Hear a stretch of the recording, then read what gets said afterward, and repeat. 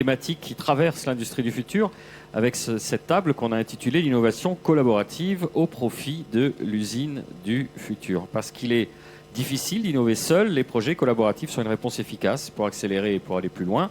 Smart 4D, un des domaines d'excellence de Digital Aquitaine, a développé depuis 2017 une approche d'innovation autour de plateformes collaboratives qui rassemblent des utilisateurs et des offreurs de solutions sur des enjeux industriels concrets. Voici donc plusieurs témoignages d'expérience, start-up, PME, ETI, grands groupes, mettant en lumière les bonnes pratiques et peut-être parfois les difficultés rencontrées. Merci de réserver un accueil de star à nos intervenants. Voici Marion Lenoir, chargée de mission Smart 4D chez Digital Aquitaine. Elle va lever la main pour qu'on la reconnaisse.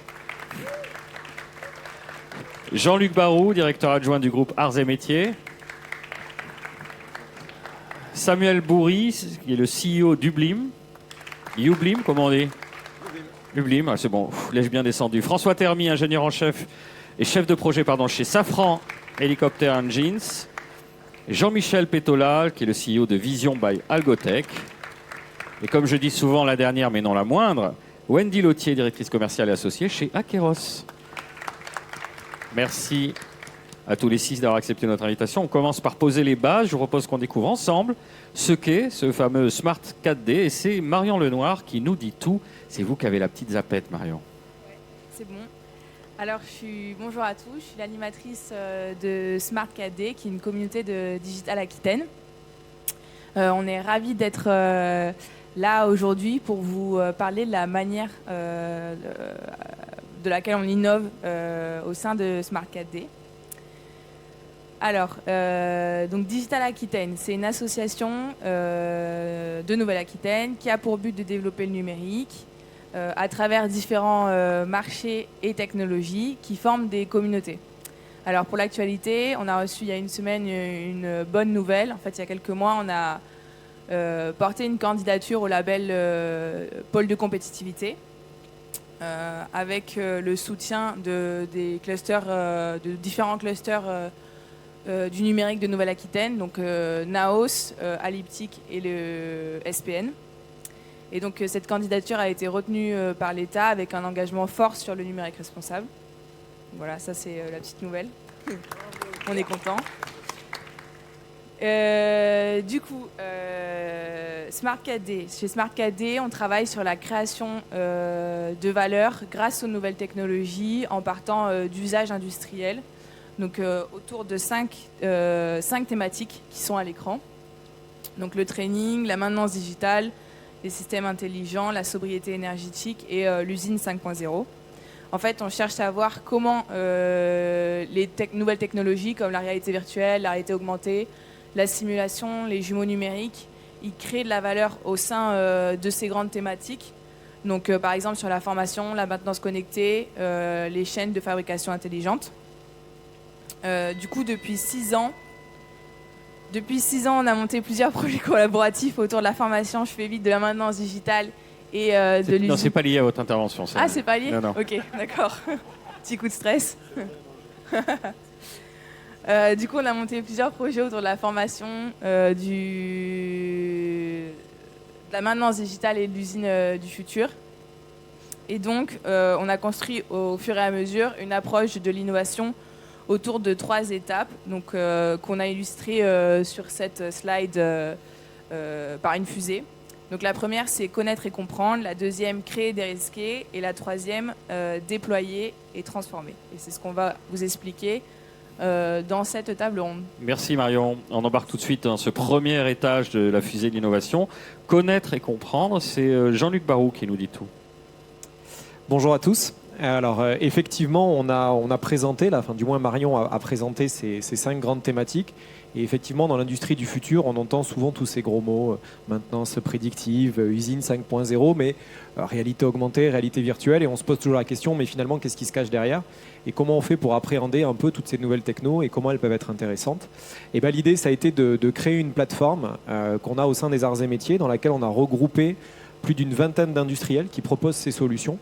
Et on est, si vous voulez, sur un peu un showroom permanent de toutes ces technologies qui sont mises ensemble. Certaines en plus prennent de la valeur quand elles sont mises au regard d'autres technologies. Voilà.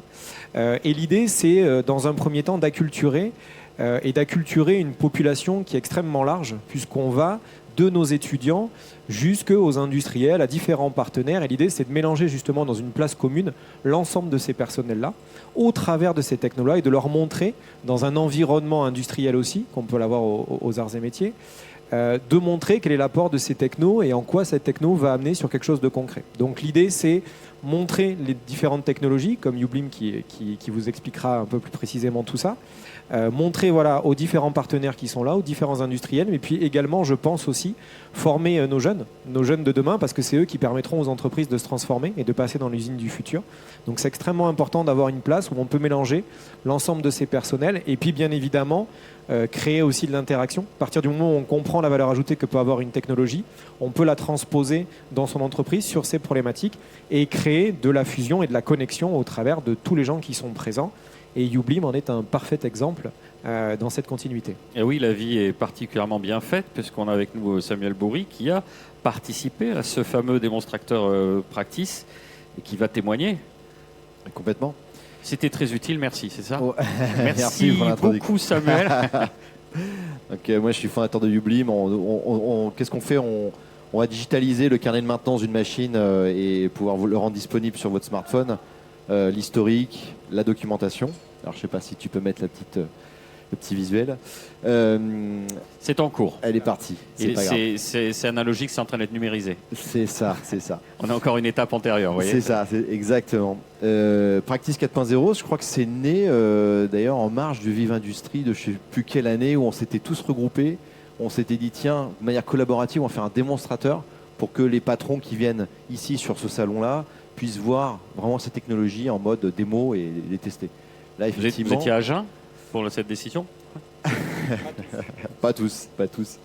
Mais c'est vrai que le fait que les clients viennent nous voir, les industriels, pour dire tiens, je veux digitaliser mon carnet de maintenance, ils veulent souvent visiter une usine. Faites-nous voir comment ça se passe chez un client. Et nos clients qui déploient ces technologies-là, forcément, n'ont pas forcément le temps ni la disponibilité pour accueillir les industriels. Donc ce showroom, c'est magnifique parce qu'on a un exemple, par exemple, l'entreprise Fruits Gourmet. Fruits Gourmet c'est une entreprise du cru qui est située pas loin de Marmande, qui fabrique, qui transforme les fruits en fruits séchés, qui sont mis dans la grande distrie. Ils sont passés par la case Practice 4.0, diagnostic usine du futur.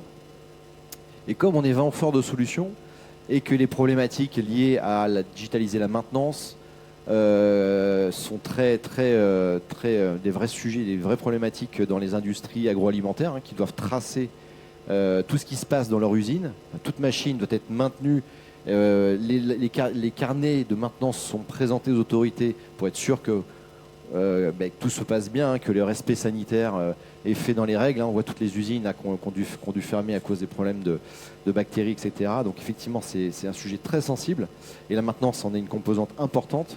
Eh bien, en passant par la case maintenance, Practice 4.0, ils ont vu les technologies, ils ont vu Ublim.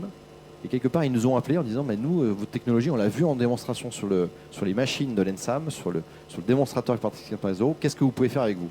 Et on a déployé récemment chez Fruits Gourmet la technologie pour tracer tous les carnets de maintenance, toutes les opérations grâce à notre technologie qui permet sur mobile et tablette d'aller capter tout ce qui se passe sur le terrain. Donc ça, c'est vraiment une réussite parce qu'une PME qui n'est pas là aujourd'hui, je pense que les PME de cette taille-là, elles ont du mal à prendre un peu de temps pour venir sur un salon comme celui-ci.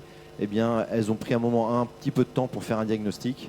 Et puis, on a pu être mis en relation grâce à ça. Donc, c'est vraiment un écosystème collaboratif qui nous permet, nous, petites startups Ublim, on est une quinzaine, d'avoir une aura bien au-delà de nos locaux situés au Quinconce. Voilà. Oui, parce que sinon, vous n'auriez peut-être pas eu la mise en contact. Vous souhaitiez réagir? Oui, j'allais dire, par rapport à ce qui est dit effectivement sur la problématique de pouvoir aller visiter, nous, l'espace est gratuit. Donc c'est ouvert, les entreprises prennent contact avec nous, on organise plusieurs entreprises en même temps, mais tout est gratuit, donc on peut venir voir ce showroom, s'acculturer et ça de manière gratuite. Donc c'est aussi important de faire passer ce message-là. Tout à fait, mais dans votre réflexion, comment vous avez su que ça allait être spécifiquement des produits ou des centres d'intérêt des entreprises? Vous avez consulté, vous avez eu des remontées d'industrie Alors, bien évidemment. Alors, déjà, dans un premier temps, à la base, effectivement, les industriels s'étaient regroupés en se disant finalement, à plusieurs, on est plus fort. Donc, montons ce démonstrateur-là. Puis finalement, il a une durée de vie qui est très limitée, c'est la période des salons. Voilà. Donc l'idée était de dire, mais finalement, les salons, les gens viennent les voir, les industriels viennent les voir, mais sur un temps très court, on n'a pas forcément la disponibilité, on est une PME, on a des enjeux, tous les mois il faut produire, il faut faire.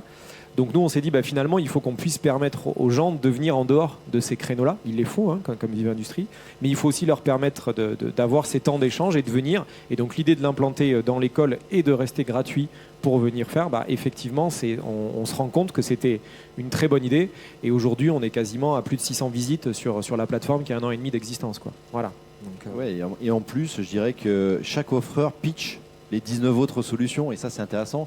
On a notamment embarqué Algotech, un autre offreur de solution, sur un de nos clients nationaux, parce qu'on a travaillé cette collaboration au sein de Practice 4.0, donc on se connaît mieux et on s'embarque sur des affaires qui sont plus grandes.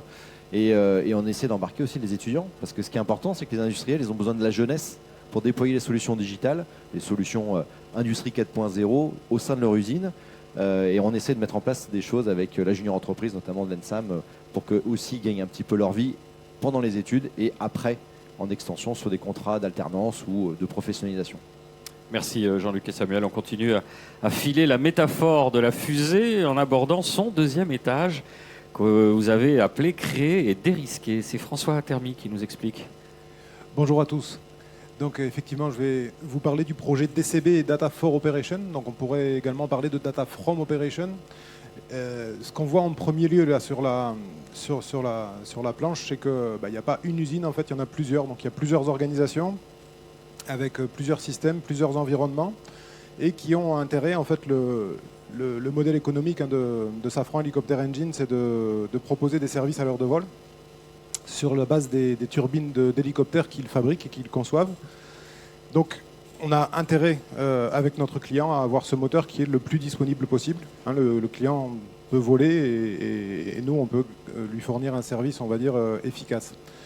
Et donc du coup, toutes ces parties prenantes, le maintenancier, le centre de réparation, donc celui qui est au pied de l'hélicoptère, celui qui est à proximité, celui qui va réparer le moteur pour lui redonner, on va dire, un potentiel, les équipes d'engineering, de méthode qui sont plutôt côté constructeur et industriel qui vont capitaliser ces informations, tous ces gens, toutes ces parties prenantes ont intérêt, en fait, à échanger des informations.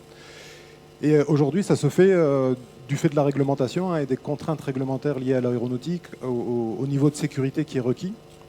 Ça se fait de manière encore très, on va dire, très, très conventionnelle, des échanges de mails, de papier signés, de choses. On a une obligation de traçabilité très importante. Et donc là, l'idée de ce projet, c'est d'établir une continuité numérique entre toutes ces parties au travers d'une plateforme de service donc, qui s'appelle Digital Continuity Backbone. Voilà, donc cette plateforme, elle va servir 3 principaux objectifs qu'on pourrait classer, même si on est au 2e étage de la fusée, de nouveau en 3 étages. Donc à la base, il y a vraiment l'efficacité opérationnelle. C'est-à-dire que voilà, moi, si je suis en train de réparer ou d'intervenir sur une panne sur un moteur d'hélicoptère, avant tout, il faut que ce soit efficace. Donc il faut que ce soit aussi efficace que le papier et le crayon, et simple, voilà, pas compliqué, etc. Donc l'efficacité opérationnelle pour celui qui fait l'opération de maintenance, mais pour tous ceux qui vont y participer, c'est-à-dire ceux qui la décrivent, ceux qui certifient le contenu, enfin voilà, toutes les parties prenantes, il faut que ce soit plus simple qu'avant et plus efficace. Et ça, on a la conviction que finalement c'est le ticket d'entrée. Sur cette base-là, effectivement, on va pouvoir venir plugger des nouveaux usages, des nouvelles technologies, donc de la simulation de process avec de la réalité virtuelle, de l'apport de contenu contextualisé avec de la réalité augmentée, tout un tas de technologies qui sont des opportunités pour améliorer l'efficacité, si tant est que les basiques soient garantis. Donc ça, c'est le 2e étage. Et in fine, toutes ces informations qu'on aura drainées au fil des opérations en échangeant entre les parties prenantes, c'est un petit peu ce qu'on voit tout en haut de la slide, on va les capitaliser en fait. Donc c'est des connaissances qu'on va intégrer.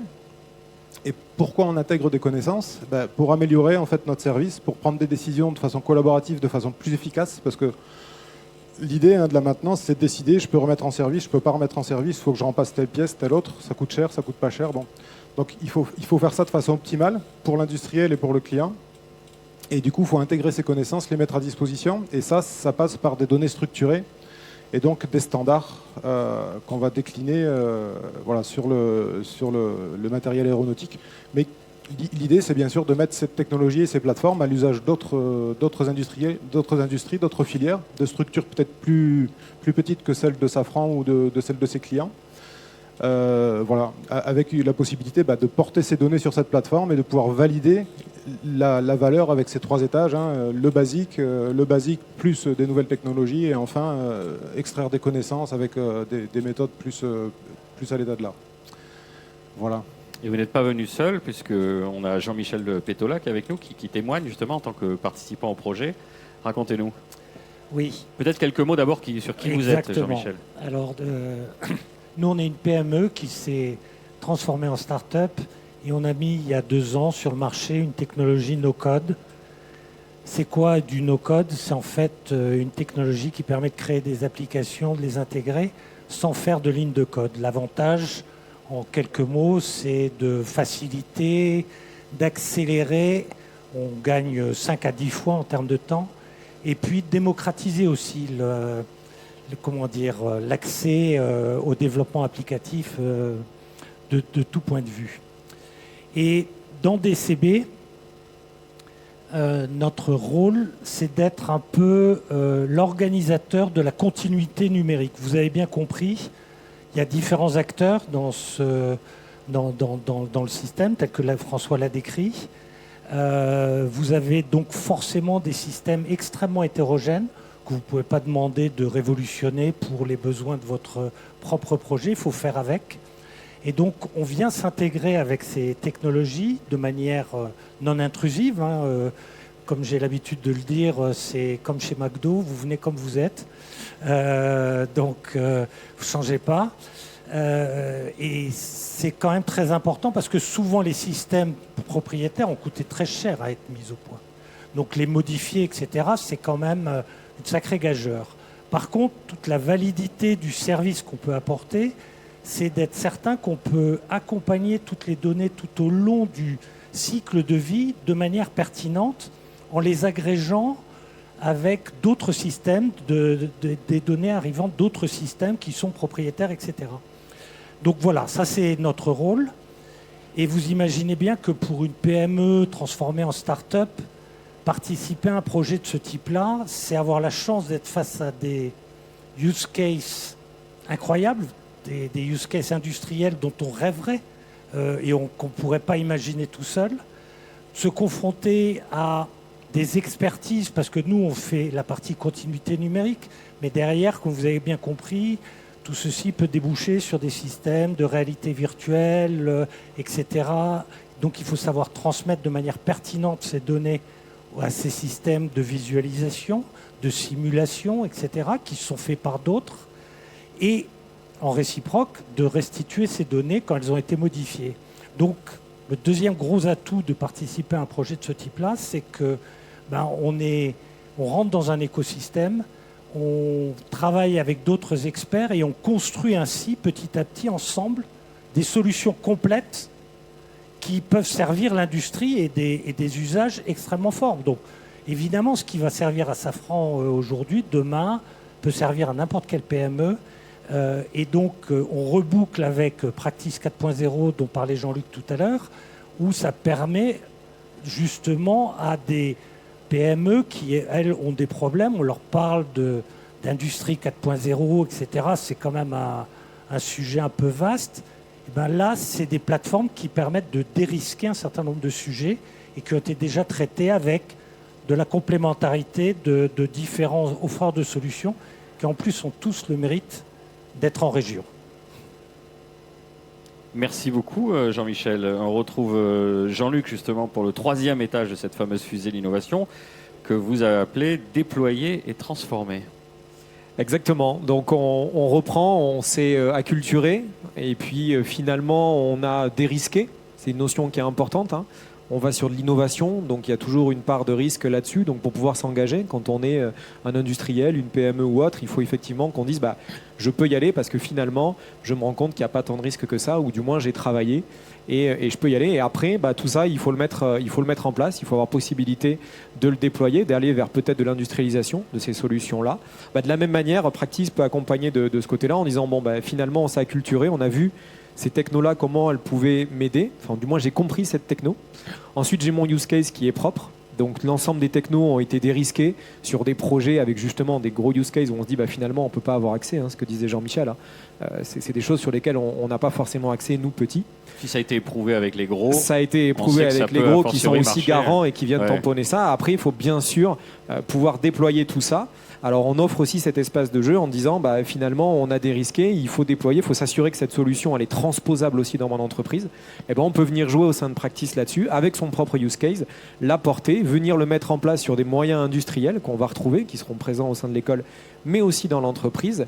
Et l'idée de se dire, finalement, là, j'ai bouclé tout mon projet.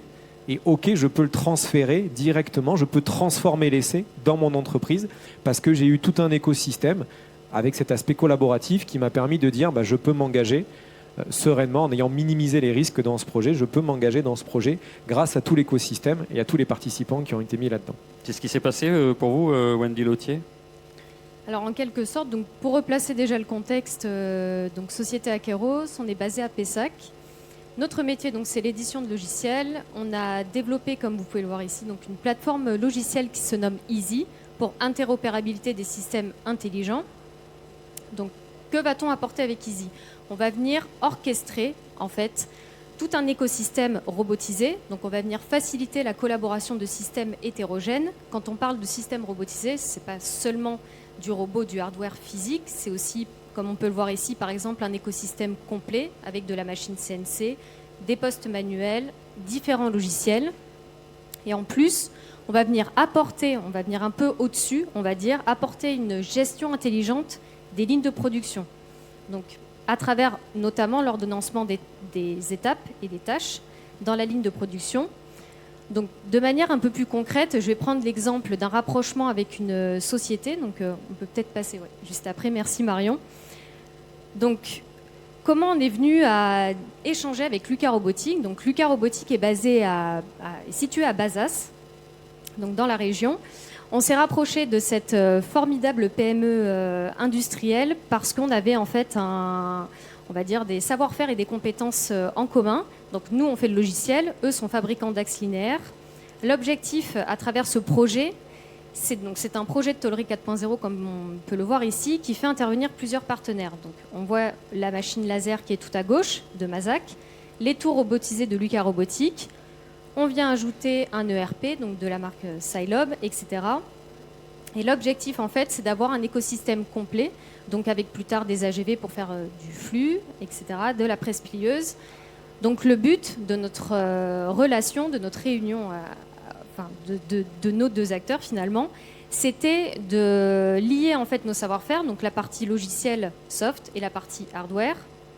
Et l'objectif aussi pour Lucas, c'est pas forcément d'aller chercher des compétences à l'étranger, mais au moins d'aller trouver un savoir-faire qui est à proximité. Bazas et Pessac, on est pas loin. Et je raccroche du coup avec les démonstrateurs, les clusters dont on a parlé tout à l'heure. Le but, c'est vraiment de rapprocher les savoir-faire régionaux, donc de ne pas être obligé, comme je disais, d'aller chercher les compétences forcément à l'étranger. Voilà, donc partenariat vraiment régional. On monte en compétitivité. On essaie d'être fort par rapport aux solutions aussi étrangères ou tout ce qui est fait en région. On n'est pas obligé forcément d'aller le chercher très loin. Donc, j'ai juste pour conclure, je vais faire un message beaucoup plus généralisé parce qu'il y a quand même beaucoup d'industriels qui nous regardent. Donc, je veux juste vous dire, n'ayez pas peur d'innover. Allez vers les jeunes pousses aussi. Allez voir les startups. Il y a un écosystème quand même régional, national qui est présent avec du savoir-faire et des solutions logicielles ou hardware qui sont fantastiques. Donc les clusters, les réseaux sont là pour apporter cette mise en relation. Profitez-en, des démonstrateurs existent aussi. Donc on est là pour ça. Il faut qu'on arrive à accentuer cette mise en relation. C'est très important, notamment pour être compétitif. Voilà, je vais conclure là-dessus. Merci, bravo Wendy, on vous applaudit. Et on va prendre, comme d'habitude, les questions dans le public. Est-ce qu'il y a une courageuse, un courageux ?